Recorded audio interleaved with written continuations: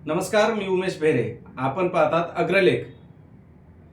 ती 45 वर्ष, ती 45 वर्ष मागासलेपणाची, ती 45 वर्ष वंचित घटकांच्या रासाची, ती 45 वर्ष तहानलेल्या नरड्याची, ती 45 वर्ष अखंड विलासी राजनीतीची, ती 45 वर्ष दुर्गम घटकांच्या वेठबिगारीची, ती 45 वर्ष जनतेच्या तळतळाटाची, ती 45 वर्ष उत्कोषक राजकीय ऐश्वर्याची, ती 45 वर्ष विकासाच्या उणीवेची, ती 45 वर्ष पारतंत्र्याच्या जाणीवेची, ती 45 वर्ष आभासी हर्षाची, ती 45 वर्ष ठेकेदारीच्या उद्धाराची, ती 45 वर्ष मागासलेल्या दिखाव्याची, ती 45 वर्ष दारिद्र्याच्या सुगाव्याची, ती 45 वर्ष मनगटाच्या अधपतनाची, ती 45 वर्ष बेरोजगारीची, ती 45 वर्ष भूमिहीन चळवळीची, ती 45 वर्ष राक्षसी महत्वाकांक्षेची, ती 45 वर्ष त्रासाची आणि जाचाची,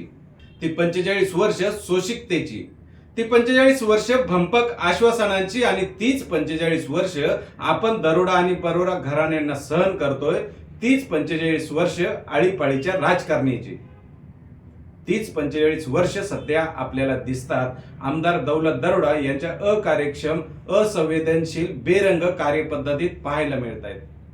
माजी आमदार स्वर्गीय महादू बरोरा यांच्या पावलावर पाऊल ठेवून दौलत दरोडा यांनी शहापूर तालुक्याचा विकास केला असला तरी ही 45 वर्ष तालुक्याच्या विकासासाठी पोषक ठरली असती. दरोडा यांच्या अकार्यक्षम राजकीय कर्तृत्वामुळे जनता दोन्ही घराण्यांना कंटाळली आहे.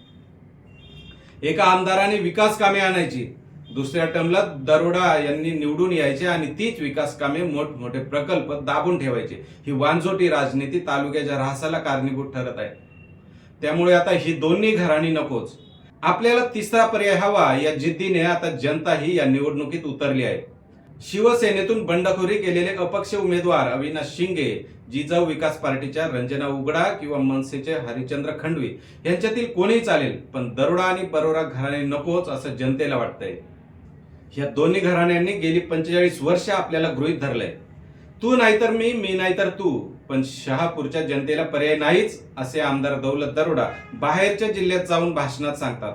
म्हणजे आपण अगतिक आहोत आणि त्याची खिल्ली हे बाहेरच्या जिल्ह्यात जाऊन उडवतात. तोपर्यंत आपण यांनाच खांद्यावर बसून घ्यायचे आणि नाचायचे का असा विचार मतदारांनी केला पाहिजे. ये सूरत और सीरत अब बदलनी चाहिए. मुंबईच्या उंबरठ्यावर तालुका जिथून पूर्ण मुंबईला पाणी पुरवठा केला जातो, समृद्धी महामार्ग, नाशिक मुंबई महामार्ग याच तालुक्यातून जातो, तरी आपण तालुका मागासलेला ठेवलाय.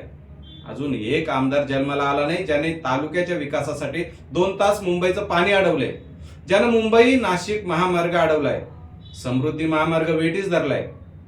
ज्या दिवशी हे होईल त्या दिवशी शहापूरच्या आमदाराचा मान मंत्रालयात वाढल्याशिवाय राहणार नाही. पूर्ण मुंबई, महाराष्ट्र आणि राष्ट्रीय स्तरावरही शहापूर तालुका झळकेल, कारण मुंबईच्या राजाचा जीव शहापूरच्या पोपटात अडकलाय हे आपण कधी ओळखलंच नाही. या 45 वर्षात फक्त 2 घराणे विकास करण्यात मागे पडले असले तरी जे राजकीय पक्षांचे पोपटासारखे भाषणात घसा फोडणारे नेते आहेत त्यांनी कधी हे विजन पाहिले नाही.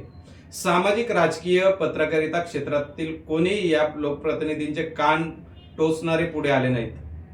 राजकीय आणि सामाजिक नेते फक्त ठेकेदारी, भागीदारी, टक्केवारी याच जाळ्यात गुरफटत बसले आहेत. आमदारांनी निवडून यायचंय, सत्ता भोगायची, संपत्ती वाढवायची आणि राजकीय सामाजिक नेत्यांनी ठेकेदारी, टक्केवारी आणि भागीदारी लाटायची. हीच कार्यपद्धती आज या तालुक्यात सुरू आहे, जी सध्या आमदार दौलत दरोडा यांच्या कार्यकाळात उंचीवर आहे. आमदारांनी निवडून आल्यावर काय काम करावे हे गेल्या 5 वर्षात राजकारणात आलेल्या किंवा राजकीय अभ्यास करणाऱ्या तरुणांना विचारल्यास त्यांच्याकडून एकच उत्तर येईल, आमदारांनी निवडून आल्यावर 4.5 वर्ष आराम करावा, उरलेले 6 महिने ठेकेदारांना पत्र द्यावे. त्यामागे पडद्याआड काय प्रक्रिया असते हे कदाचित त्यांच्या निरीक्षणात येत नसावे. आमदारांनी उद्घाटन, भूमिपूजन करावे आणि लोकांच्या खांद्यावर हात टाकून स्मित हास्य करावं. 5 वर्षात आमदारांनी इतकेच काम करावे ही नवख्या अभ्यासकांच्या गेल्या 5 वर्षांच्या निरीक्षणातून लक्षात येईल. अर्थार्जनाचे व्यवहार उघड बोलता येत नाही, उघड करता येत नाही, त्यामुळे ते योग्य वेळ आल्यावर बोलता येईल. माजी आमदार पांडुरंग बरोरा यांनी त्यांच्या कार्यकाळात भावली योजनेसाठी घाम गाळला. योजनाही मंजूर झाली, निधी आला, पण ही योजना अनेक गावांच्या पाणी टंचाईला पूरक ठरली. या योजनेमुळे अनेक गावांना जलजीवन मिशन योजना राबवण्यात अडथळे आले. सध्या ही योजना निधीचा अपव्यय करणारी ठरत आहे. या योजनेत 97 गावे पाण्याने समृद्ध होतील असं सांगितलं गेलं असलं तरी ठेकेदार मात्र समृद्ध झालाय. बाकी योजनेचे भविष्य अधांतरी आहे. गेली 9 वर्षे या योजनेचे घोंगडे भिजत आहेत. ते अजून तसेच आहे. माजी आमदार पांडुरंग बरोरा यांनी 5 वर्षे तालुक्यासाठी काहीशी सुखद असली तरी त्यांच्या कार्यकाळात मंजूर केलेले प्रकल्प पुढे नेले, पण ते पूर्णत्वास आणण्यात माजी आमदारांना अपयश आले. जनतेने किती वर्ष छापा आणि काटा करत बसायचे. नवीन आलेले विद्यमान आमदार पांडुरंग बरोरांच्या नंतर दौलत दरोडा यांनी सुद्धा ही प्रकल्प पूर्ण केले नाही. परिवर्तन ही काळाची गरज आहे. 45 वर्षात ही जर परिवर्तन घडणार नसेल तर हे तालुक्यातील जनतेचे अपयश आहे. खुर्चीचा मोह प्रत्येक राजकारणी माणसाला असतो, तसा या आजी माजींनाही असणार आहे. लोकशाहीत जनताच मायबाप असते, पण जनतेला तिसरा पर्याय देण्यात अपयश येत असेल तर त्याला जनताच कारणीभूत आहे. म्हणून जनतेने आता सावध होऊन नवीन चेहरा देण्याची गरज आहे. तोच वरण आणि तोच भात किती दिवस चाकायचा, तोही एक दिवस बेचव होणारच आहे. विकास तसाही होत नसेल तर परिवर्तन करून विकासाची दिशा बदलण्याचा प्रयत्न केला पाहिजे. पुन्हा एकदा दरोडा आणि बरोडा आल्यास पुन्हा 5 वर्ष गोविंदा गोविंदा म्हणत विकासासाठी देवाकडे प्रार्थना करण्यापलीकडे आपल्या हातात काहीच नसेल. धन्यवाद.